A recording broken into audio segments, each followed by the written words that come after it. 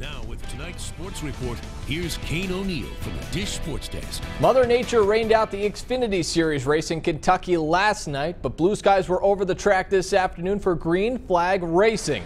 But problems right as the green flag dropped today. A pile up on the start-finish line as a few cars didn't get up to speed. Brendan Gaughan goes around and into Brandon Jones. Not quite the start that these guys wanted. Early caution. Pick things up on lap 97. Paul Menard gets loose and goes into the outside wall, bringing out the caution flag. Kyle Busch, who started on the pole, recapturing the lead with 70 laps to go, going to the inside of Ryan Blaney and Eric Jones. Busch would head to the pits on lap 132 for 4 fresh tires, while most drivers just took 2. It proved to be key as Busch stays out late in the race after a caution, and those 4 tires helping him capture the checkered flag this afternoon. He'll look for the sweep tonight in the Cup race at 7:45.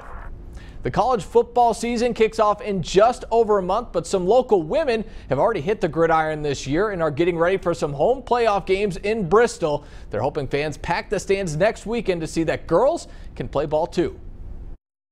Girls have been told their whole life, you can't play football. You can't play football. It's a man's sport. Get around. But some women in the Tri-Cities are changing that narrative, showing that they love the game just as much as the men. Football's a sport I've always loved. Never really knew that women played football, and when I found out, I said, hey, that's me. I've always wanted to play football since I was little. I grew up going to the UT games. I used to watch for fun, and now I kind of watch my own positions to try to learn stuff.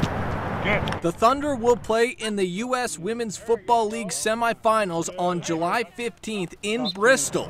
Win or lose, the title game will be held at the Stone Castle, meaning the team has a chance to play for a title on its home field. Come on, don't stop, don't stop. To host this championship at any level is a huge thing, and especially for us here. I mean, we probably are in a small market to draw players as there is across the country. The team has players from all walks of life and hope some home playoff games will increase interest and numbers for next season. There's still so many people that doesn't even know women play football. We have everybody from stay-at-home moms to very career-oriented women. We need a lot more. We're hoping to get a lot more. Hopefully people will hear about our playoff and championship game and be interested in playing next year. Local women showing when the ball is snapped, they are just as tough as the men. Just come one time. I promise you'll be entertained.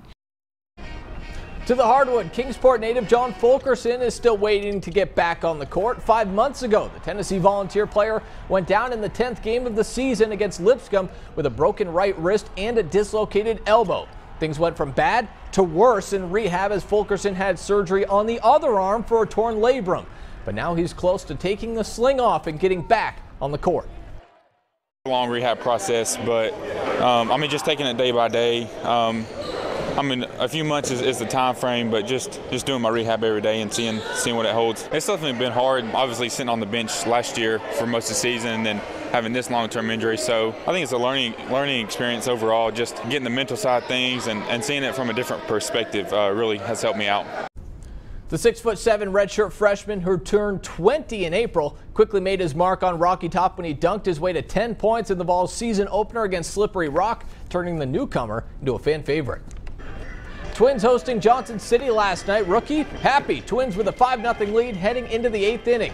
And Giovanni Morin coming on in relief and dealing, getting the strikeout here to end the top of the 8th, one of his 3 Ks in the inning.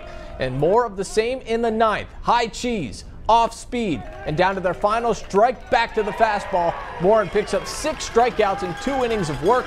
Twins pitchers allowed just 1 hit in the game, taking down the Cardinals 5-0. Off to Kingsport. Mets opening a 4-game series with Greenville last night.